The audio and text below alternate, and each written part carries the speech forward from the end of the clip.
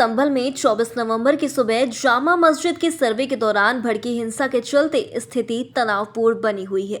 बता दें कि रविवार की सुबह को जामा मस्जिद में सर्वे के लिए न्यायालय के आदेश पर टीम पहुंची थी, जिसकी जानकारी के बाद जामा मस्जिद के आसपास काफी संख्या में लोग इकट्ठा हो गए थे।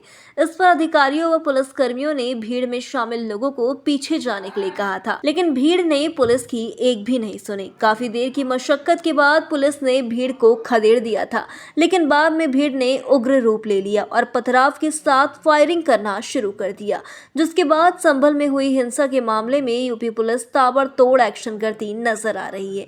वहीं जवाब में पुलिस ने भी फायरिंग की। ऐसे में बवाल के दौरान 4 लोगों की मौत भी हो गई। घटना को काबू में करने के बाद अधिकारी व प्रशासनिक अधिकारी पुलिस बल के साथ सड़क पर उतर आए और लगातार गश्त करते रहे।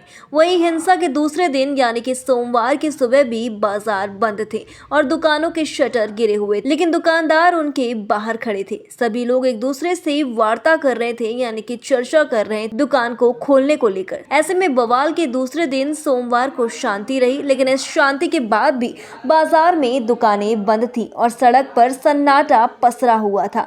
दुकानों के आसपास काफी संख्या में दुकानदार खड़े हुए दिखाई दे रहे थे। काफी देर की आपसी बातचीत के बाद दुकानदारों ने अपनी दुकान खोली और ये तब हुआ जब सुबह के 10:30 बजने के बाद भी दुकानें नहीं खुली, जिसको देखते हुए एसडीएम वंदना मिश्रा ने व्यापारियों, दुकानदारों व व्यापारिक संगठन पदाधिकारियों के साथ कोतवाली में बैठक की और उनसे दुकानों को पहले की तरह ही खोलने के लिए कहा। उन्होंने कहा कि अब कहीं पर भी कोई विवाद की स्थिति नहीं है। सुरक्षा की दृष्टि से काफी संख्या में पुलिस बल तैनात है। इस पर दुकानदारों ने बताया कि सोमवार को नगर में साप्ताहिक बंदी रहती है। इस कारण अधिकांश दुकानदारों ने अपनी दुकानों को बंद रखा हुआ, लेकिन इसके बाद भी अपनी दुकानों को खोलने के लिए सभी तैयार हो गए। एसडीएम से वार्ता के बाद कुछ दुकानदारों ने दोपहर बाद को अपनी दुकानें खोल ली।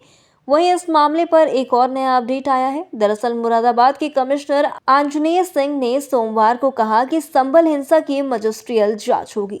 मुरादाबाद कमिश्नर ने कहा कि संभल में हालात कंट्रोल में है। उस इलाके को छोड़कर जहां हिंसा हुई थी, अन्य इलाकों में दुकानें खुली हैं और स्थिति सामान्य है।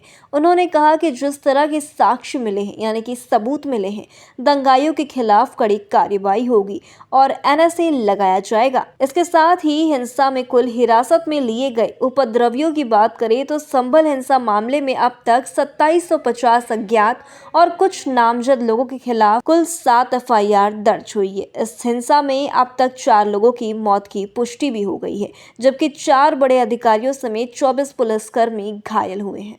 तो ऐसी ही खबरों से जुड़ने के लिए व उन्हें जानने के लिए देखते रहिए LNI।